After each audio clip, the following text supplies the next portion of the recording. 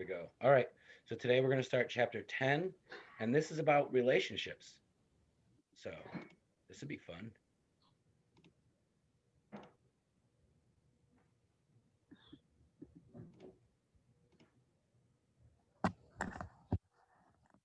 All right. So I think there are 92 slides or something. Not that we cover every single one because some are like introductions and things like that. Um, but uh, 92 slides by two people. Here comes Timmons, or by 2 days. What's this? I think I had too much coffee. No? You don't think so? All right. Well, thank you. Is it freshly squoze? Yeah. All right. All right. Here we go. Have you ever become romantically involved with someone you first met online or using a mobile app? No, I haven't. Wait, Christina, we didn't communicate on Instant Messenger until after we met, right? When was Drew's party? Before or after that? Well, it must have been before. Yeah. Okay. All right. Now then, no. For me. That's a no for me. So what predicts attraction, right? So the person next door, also known as the propinquity effect. One determinant of interpersonal attraction is proximity, meaning closeness in time and space. This is also called propinquity.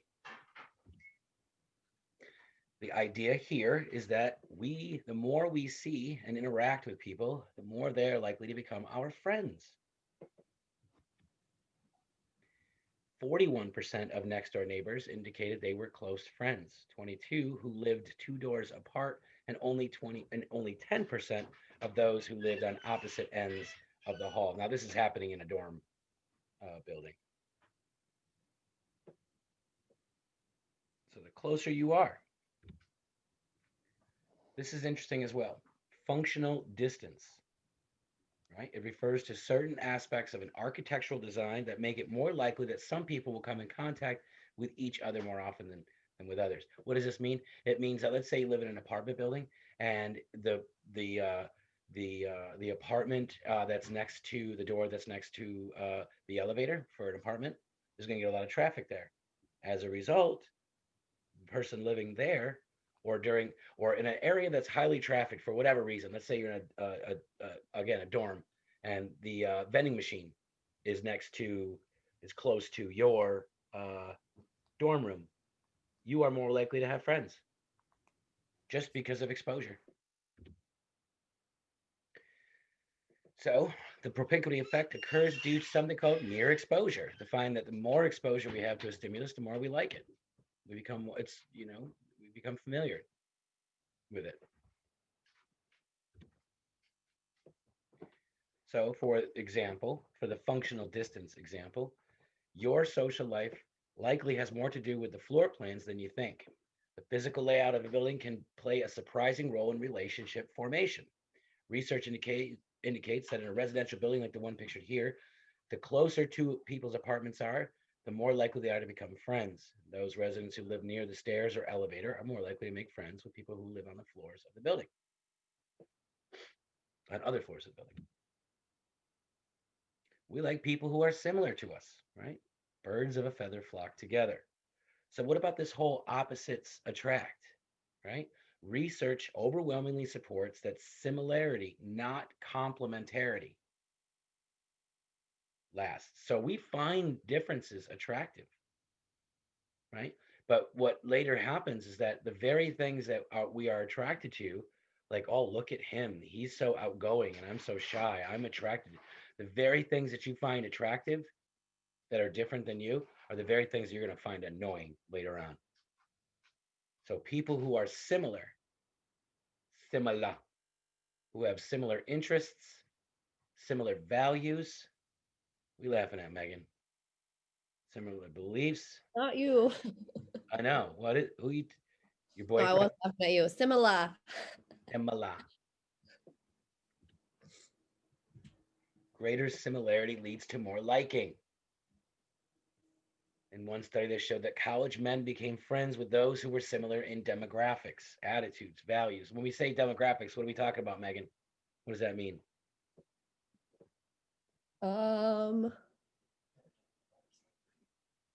Their personality? No, Nope. I don't know. Yes, you Where's Corey? Ah! do. Mimi, what are the demographics? What are we talking about? The the people, the population, something Good. like this. Yep. What about the people, the population? That they have the same how can I call it?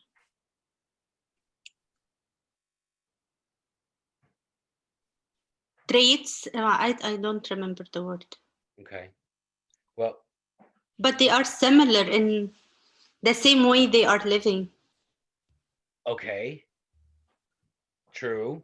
Okay. So we could talk about demographic factors in a study, right? So when we look at our subjects, we want to make sure that our experimental group and our control group are as similar as possible in demographics, meaning age, sex, race, social economic or social yeah, so socioeconomic status. So these are demographics. These are characteristics of superficial characteristics of who we are, but those have a direct impact on who we are. So they're saying that college men were more likely to become friends with men who were the same age, had similar backgrounds, or they came from similar upbringings or whatever, right? Same race. Can I ask a question? Yes. This will make it more difficult for immigrants um, to be integrated in this society, for example. It'll make it more difficult for them to make friends with people who are not sharing similar demographics. Okay. Yeah. Which ultimately, as a result, slows down or decreases the likelihood of them assimilating or being or thinking of themselves as a part of the mainstream culture. Yeah, you're right. Mm-hmm. Hmm. Okay. So situations that you choose to be in expose you to others with similar interests. That makes sense, right? If you're into the New England Patriots or the Boston Celtics and you go to a game, you're going to be with like-minded people about who feel the same way about the New England Patriots or Boston Celtics. Then when you discover and create new similarities, they fuel the friendship, honey. Close friendships are often made in college, in part because of prolonged propinquity, right? Because we are sitting in the same classes together, right? So, for example, uh, let's see, Mimi, Chloe, Megan, all of you are going to be taking applied psych next semester, right? So the more you see each other, the more you interact with each other, the more likely you are to become friends.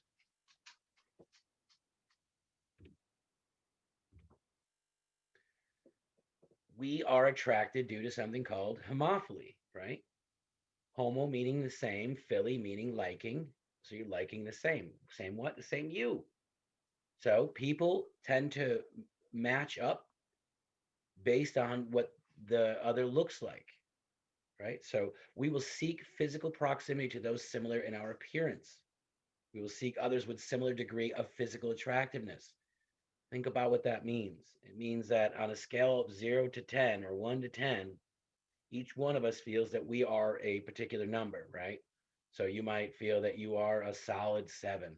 Well, you're going to seek someone or you're going to be with someone who is also a solid 7. You're going to think a solid 10 is out of your range.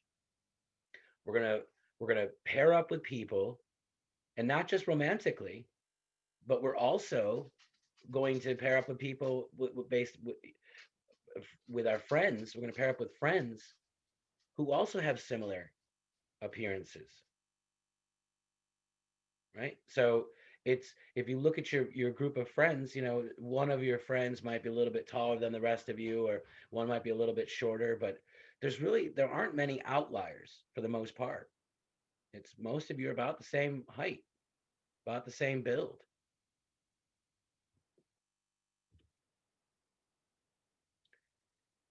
So the similarity in committed relationships versus flings, right? So for committed relationships, we will choose a similar partner. The relationship is based on differences can be difficult to maintain. The perceived similarity is more important than the actual similarity. Again, it's it's this whole thing behind social influence. The real or imagined presence of others has an impact on our thoughts, feelings, or actions. The real or imagined. So even if you aren't that similar, as long as you perceive that you are, that's all that matters. And again, relationships based on differences can be difficult to maintain. So what we call low level commitment relationships, these are flings. So we're going to choose dissimilar partners. I wonder if that's partly, do you think that's partly because the more different than people are, you don't see them like you? And so as a result, maybe you don't identify or you don't really care about their feelings as much. That could be, right? Megan's giving me the possible. Isn't this selfishness? That you don't care about the other's feeling, even if you're not really into them or have a good relationship with them. It's about me. I'm respecting the others, regardless of I get along with them or not. What Well, do you think?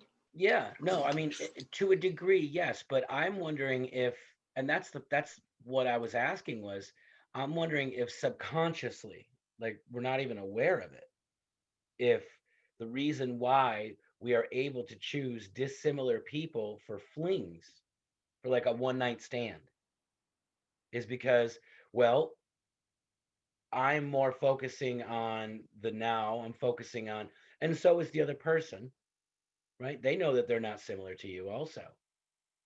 So maybe when we have our flings are like, oh, you know, you kind of make out a couple of times, or maybe you've had intercourse a couple of times, but then it kind of goes away a little bit. Maybe we don't really worry about those experiences so much because maybe it's subconsciously we separate those who are similar to us from those who are not, and we take care of people who are more similar. So yeah, I mean it's a level of selfishness, I suppose, but I'm not sure that we are consciously aware of it. That was my point. Is if when we're choosing to have a fling, what if subconsciously we're choosing the opposites knowing they're not going to last, and it gives us an easy out. Go ahead, Megan, just jump in. What if like it's because like subconsciously we know that like because we're so like different that we know that there's really not going to be anything in the future. Yeah, So we're gonna just like push it aside. that's exactly what I'm wondering too. Yeah. Yeah. Hmm. It really it begs the question: how much of our thoughts, feelings, and actions are conscious? Mm.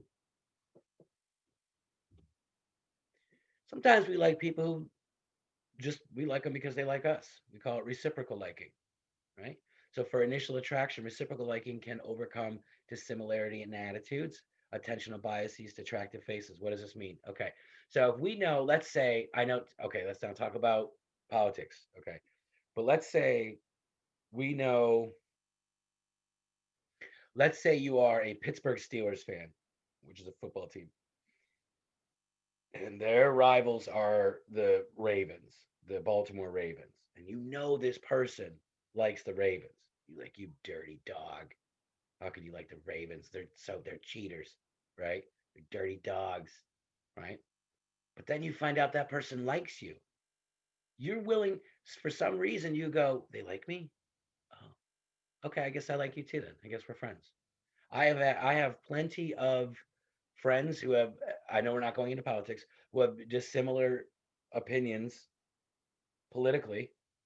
I have plenty of friends who have strikingly different political opinions. And I'll tell you, sometimes it puts me on the fence of whether or not I should be their friend. But that's not the point. That's not the point. Because I still do. I still maintain it, right? Um, so maybe that's because I know they like me. I like them, I guess. I don't know. I don't know. Reciprocal liking can overcome attentional biases to attractive faces. Uh, so so we're able to get past someone who doesn't look as attractive, right? Or at least what we think is less attractive. I mean, we all have tastes, don't we? Don't we have preferences? Like Chloe, for example. Do you, well, I can't, can I ask that question? Just do it. I don't care. Okay. Do you have a preference for brown or blonde or red hair? Brown. Brown. Okay. Megan, do you have a preference for eye color? No, I don't think so. Okay. All right. I guess. Do you have a preference for height? Yeah, usually taller guys. Okay. All right. Here comes Corey. He's gonna perfect time to weigh in. Okay. Perfect. Um, let's see. Timmons, do you have a preference for um hmm, do you have a no, we're done. We get the idea. I'm not gonna go any further than that because then we start getting to other things and it's like it's not make it a thing. So one indicator of just how important physical appearance is and attraction is our nearly chronic tendency to shift visual attention to attractive others in our immediate vicinity.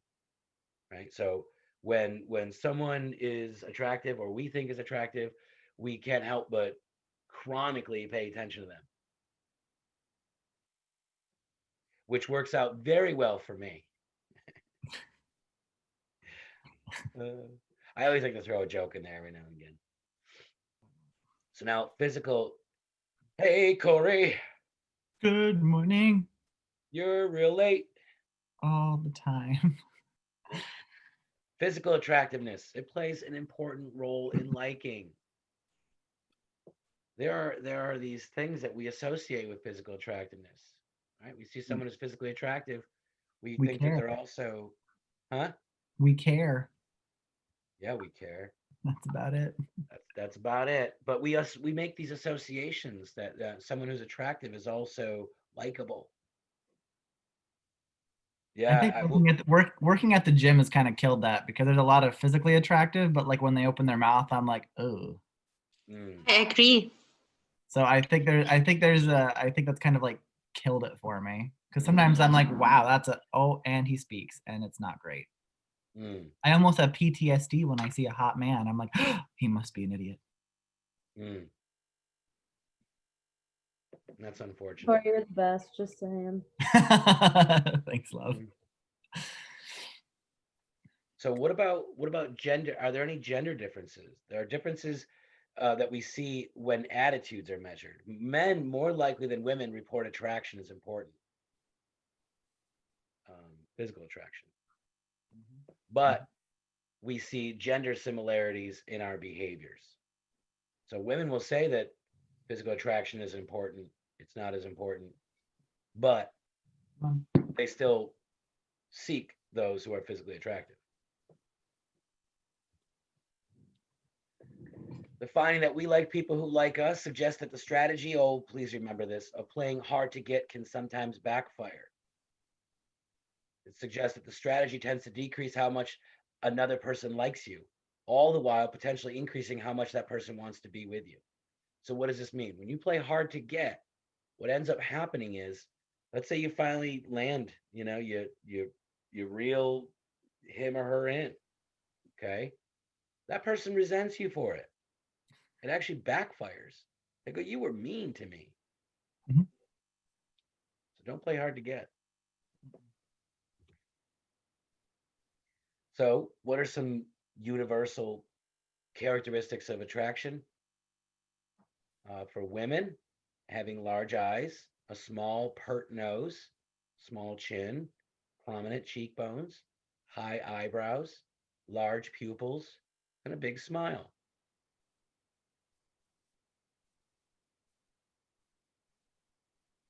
What does this remind you of? What do these descriptors remind you of?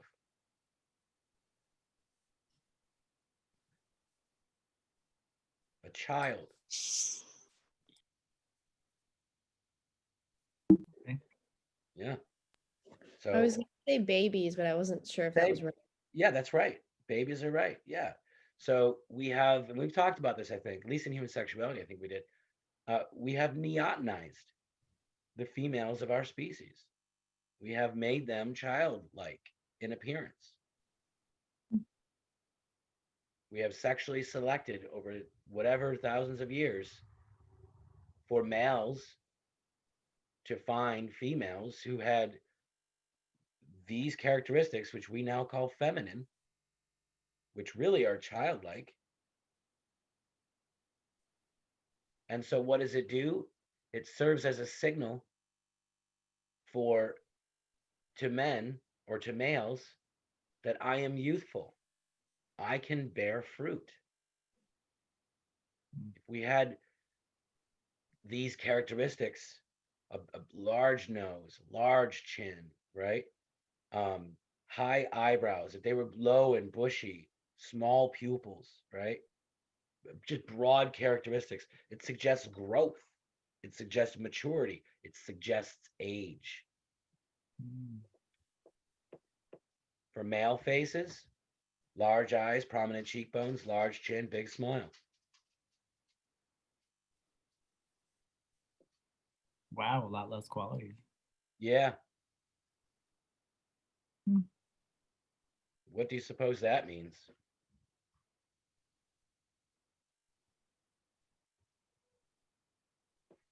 Women are less picky. Exactly what I was gonna say. Exactly. Okay, why? Okay, answer this question not about the female of our species today, but the female of our species of yesteryears. We wanted to protect her. Right. They were seeking other qualities. What the Mhm. male looked like in the facial didn't matter. It was how much land do you own? How much? Status. Go ahead. No, I said the status of the man. Yes. Yes.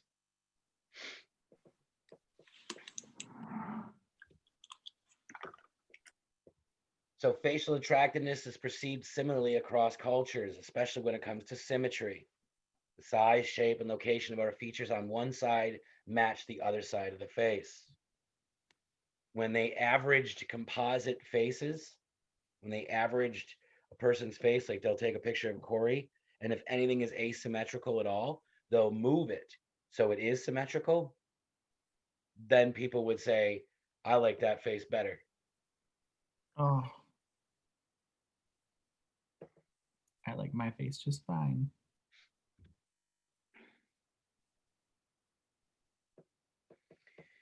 So the first two women's photos are merged to create the composite person at the far right.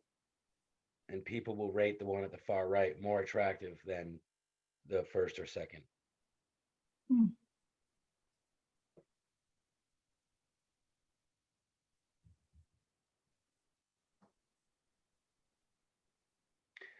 I think one thing that to me that stands out is I'm very much an eye person. So the eyes seem to be like more welcoming or less threatening than the first one. And then the second one's eyes almost seems fearful looking. The third one seems comfortable. Hmm. Does anybody see what I see? Yeah. So going with the eyes, that's what I'm seeing.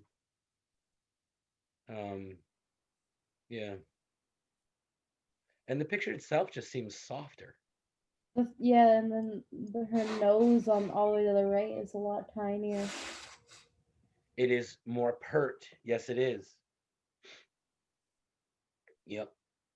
So it took basically the tip of the nose from the first one and the bridge of the nose from the second one and combo platter number 4 to get the third one. They kept the blonde hair too. They did, which suggests what? Blondes just want to have fun.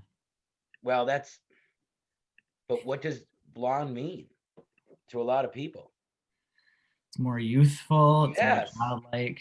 Yes, because a lot of people will start blonde and turn to brunette. Like me, for example, when I was a child, I had like platinum blonde hair, like more blonde than Megan's. Hmm? Yeah, I had like white hair almost.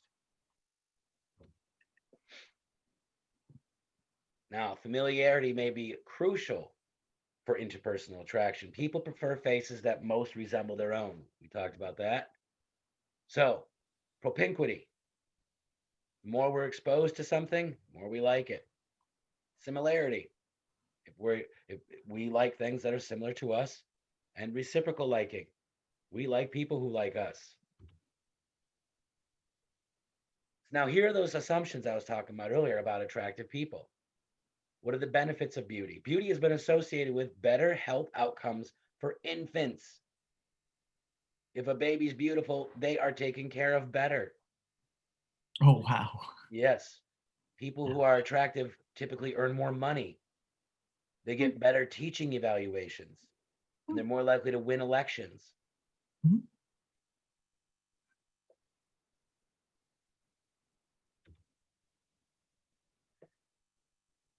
So, physical beauty affects what attributes a person assigns. There's something called the halo effect. This is a cognitive bias by which people tend to assume that an individual with one positive characteristic also possessed other ones. So, what do you think are some of the things that we associate with beauty? What are some other characteristics? I said kindness, which some of you are like, no, it's not true. The class always does that too, by the way. What I are some think other, what? I think funny. Funny. Yeah, that's what I was gonna say. Okay. Social. Extroverted. Good.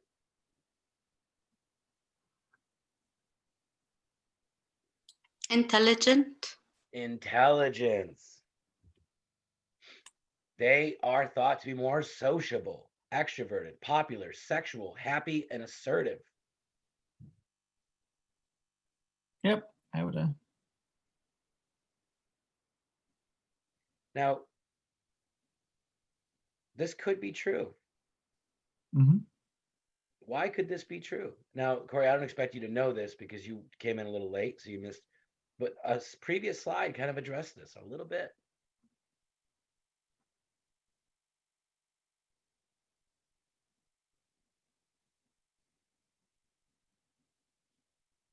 How could this be true? And I'm asking you, how? Let's say it's true. How did it happen?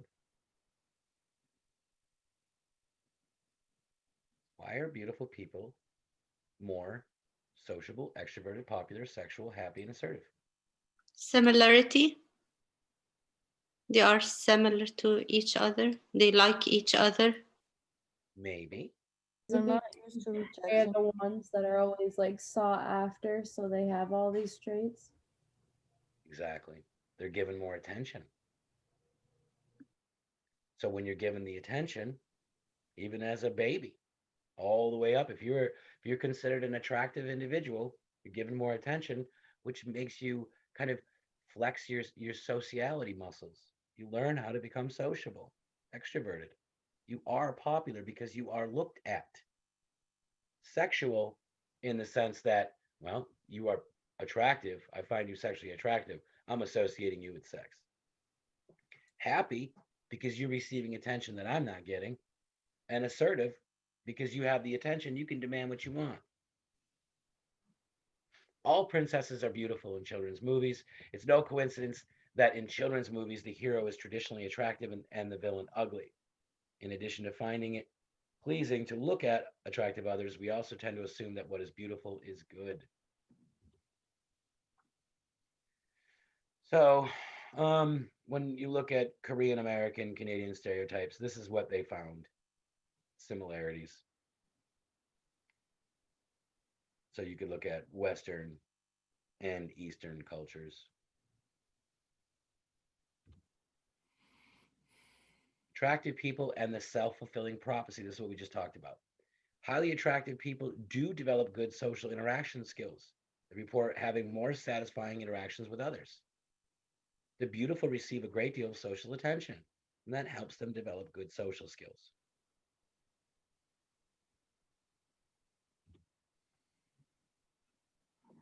Can a regular person be made to act like a beautiful one via the self-fulfilling prophecy? Yes, this is the greatest thing. If men talking to women on the phone believe she's attractive, they, as a result, here's what they did. They had men look at a picture of a woman while talking on the phone. They said, here's a picture of this woman. Now you're going to call her, call this number. And then they had this woman who was really attractive. What ended up happening? They spoke to her like she was an attractive female, and she in return responded as though she were an attractive female. Meaning she began to behave in such a manner. Does that make sense? Yes.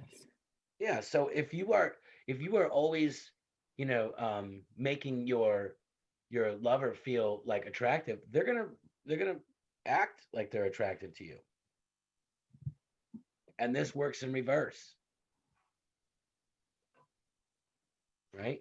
Or not even reverse. This works for women too. So what does this mean? It means that women looking at an attractive picture of a man talking on the phone to someone who's not that person will talk to him like he's attractive, then he in turn talks back like he is.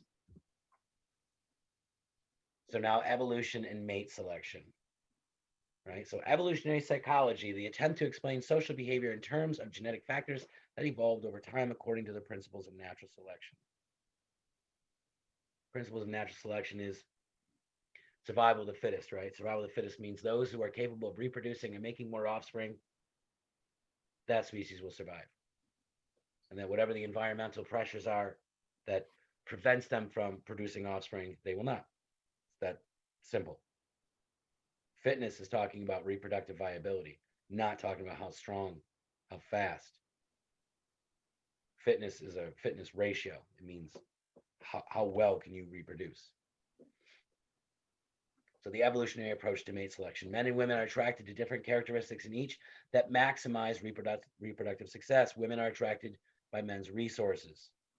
Reproductive success is raising offspring to maturity.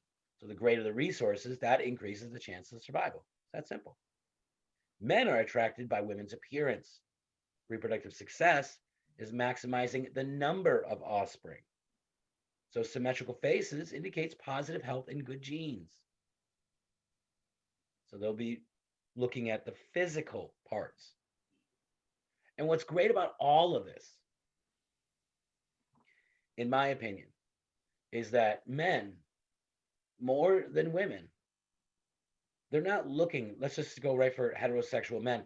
I mean, it's with homosexual men too and bisexual men, but let's just go with it for heterosexual because we're going to talk about reproduction, okay, and survival of the species, specifically reproducing. Men, when they see an attractive face, when they see an attractive body in a woman, they're not thinking, wow, look at the genes on that thing. I bet she can really make a baby. No, he's just going, wow, that's really attractive. I want to rub up on that. And that's what's so incredible about evolution. My phone's ringing on.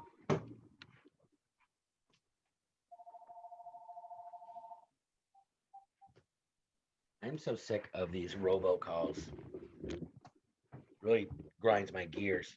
But what is fascinating to me is that nature has found a way to ensure that our ancestors chose the best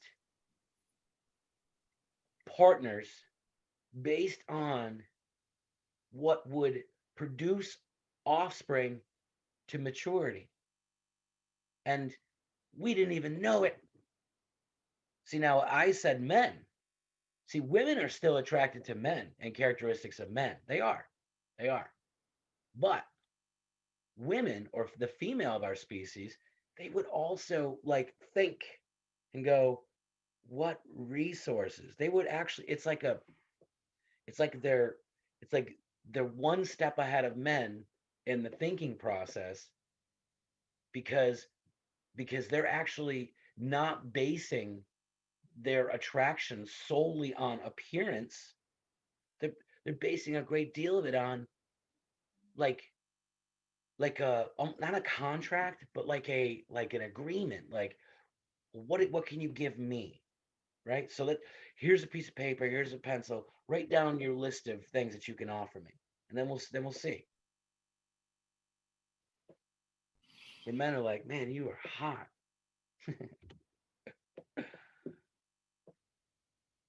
Okay. So here's the evidence for the evolutionary approach. They asked more than 9,000 adults in 37 countries. What does it say? Desirable, 37 countries, desirable marriage partner characteristics. So they asked them, what is desirable in your partner, right? Women valued ambition, industriousness, earning capacity more than men did. Men valued attractiveness more than women. Top characteristics for both that were the same were honesty, trustworthiness, and pleasant personality.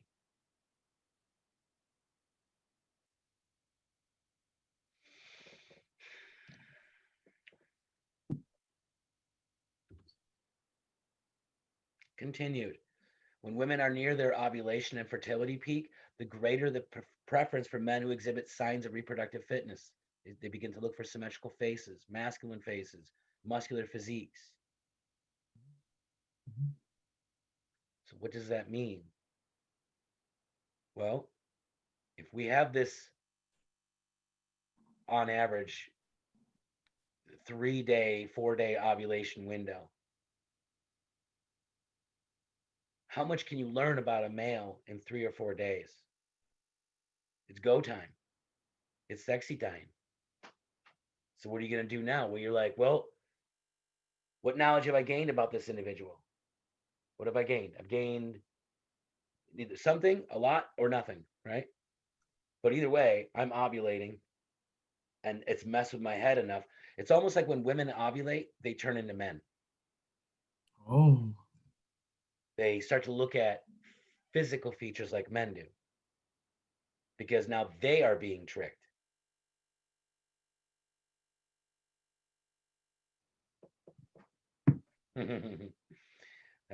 You guys like that one? Okay.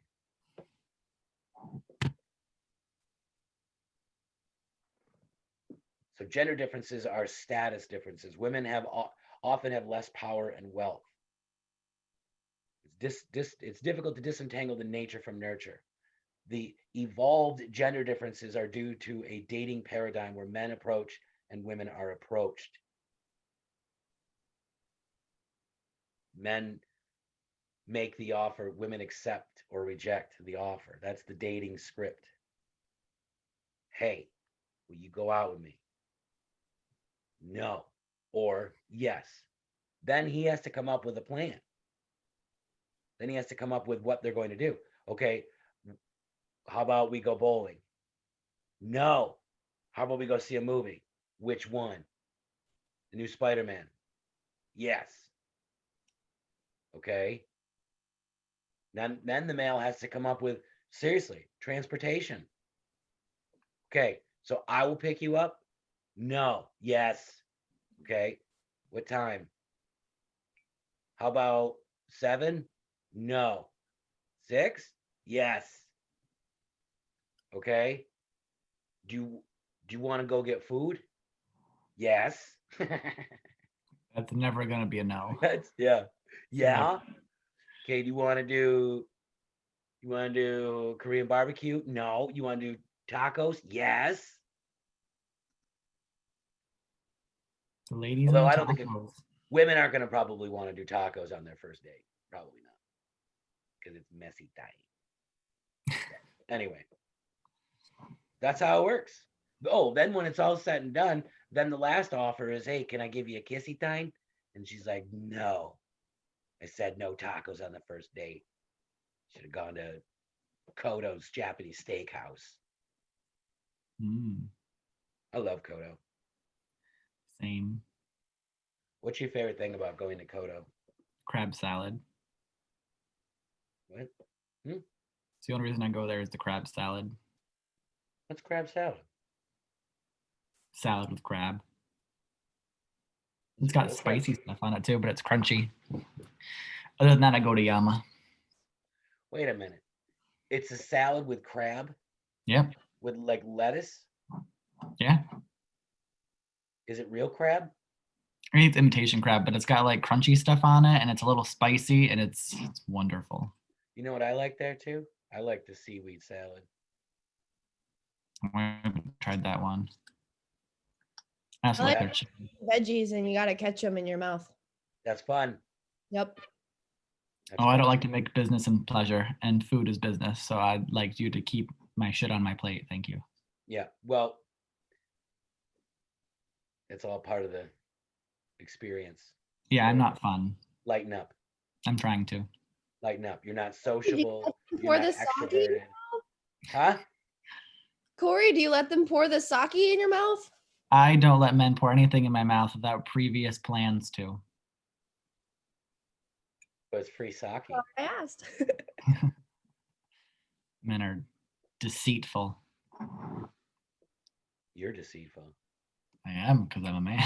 Right. Technology shapes attraction and social connection. So, how are attraction and social connection affected by modern technology like Twitter, Snapchat, Instagram, Tinder, text, virtual reality? So, what they did is they had a field experiment where they go out into real life, like they went to like a mall or something, and they observed people having lunch together or just sitting next to each other.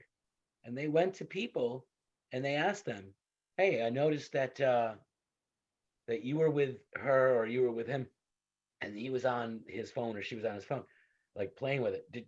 How connected did you feel?" And they always said, "I feel like not connected with them at all."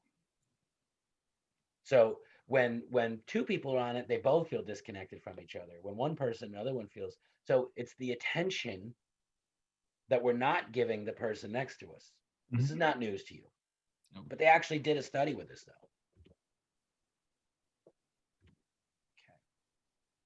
Would that slide say, "Don't bother me, I'm busy"? Can't Oh, you see I'm texting? she's got a fierce bun. She looks like she'd say that. That's fierce. Yeah, it's a fierce bun. It's not messy. It's controlled. That's There was okay. there was some work that went into that bun. So when we look at the different character factors that influence our interpersonal attractions to whatever someone, when it comes to the online influences to propinquity in the internet world, you're not that many degrees separated. You are not really there in time and space, because you could text somebody and then they won't get it for like an hour or two later, or you're definitely not there in space, like physical proximity. But at the same time, you can reach out to multiple people simultaneously.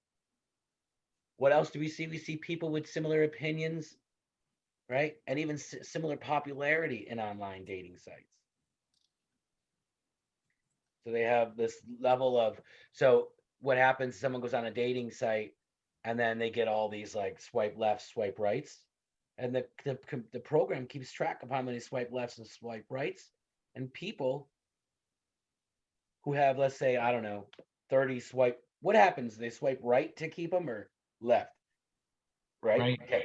So let's say someone's got 80 swipe rights. They're going to find other people who have similar number of swipe rights attracted to that person.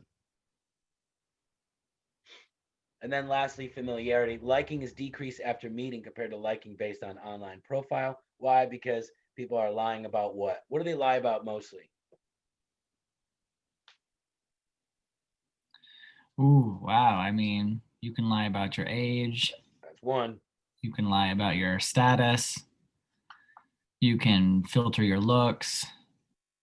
Age is the number one thing people lie about. What's the second one? Emotions. Nope. Job. Mimi, you are not shallow enough. um, Wait. Money. Weight. What? Wait. Okay. Oh. Yeah, It's so I it's guess I it's can lie seen. about I that. mean, if I can look at you, I can know if you are your weight or. Yeah, but So you how can, can they lie about it? because people Oh. aren't taking full body pictures, first of all. They're taking just pictures of your. Yeah, you'd be surprised what you can do with some Okay. upward angles and some good lighting. This is not attractive in the real world, but some good fireplace, upward angles, and some good lighting. Word. Okay. I'm not saying you're not attractive, Corey. I'm also not saying you are attractive, for the record. I Hey, like I'm my fishing job. for compliments didn't work. I like my job. I like my job. Well, when I said word, I wasn't talking about you. I was talking about all the different tricks. That's what I meant. Okay. All right. Okay. So, what are the benefits of online dating? Okay. You can get a lot of people. That means you can branch out beyond your, little tiny little community. It provides an opportunity for communication. It's true. And the matches are based on analysis of compatible personality profiles. But it says the success rate of those who meet online is not higher than the old-fashioned methods. It's also not lower. So even though you go through the face-to-face, the traditional old-fashioned way of meeting someone at the library, going out on a date, something, being set up with someone, something like that, right? So you go the old-fashioned way, and now you have to learn about all these different aspects of who they are and try to figure out what their personality is. Is it a match with yours or not? And that could take time. And that's going to make, you're going to, learn more often than not that not everyone's a match with you. Or all that could be done rapidly with a click of a click, and that the program says, hey, there you go. This person matches up with you perfectly. They had the same values, the same beliefs, the same whatnot. And yet there's some value, there's some importance to that traditional old-fashioned way of going through the motions to get to that person with a similar personality that secures it, that makes it stronger. But by going the online route, you lose all those necessary steps of suffering and self-justification, or sacrificing time and energy. Because that's what happens when people get in relationships. A lot of times they'll stay in it just basing it on, like, look, I've invested a lot into this relationship, so I'm going to stay in this relationship. More women do that than men, sadly.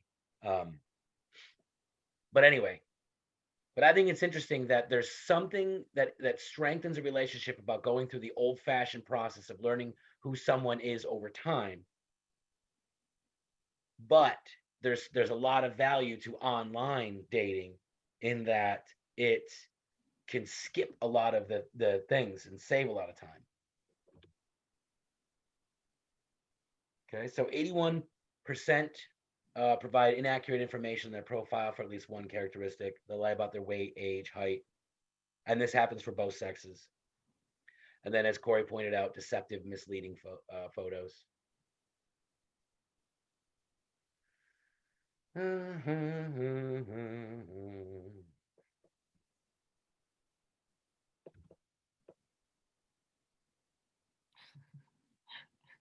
What slide are we on? I want to see something, if you don't mind.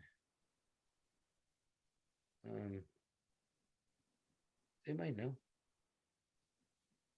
me see.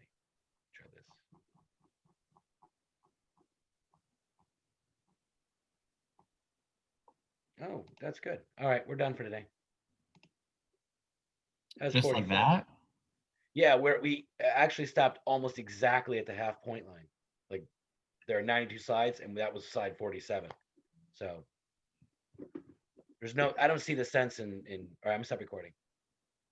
I don't see the sense.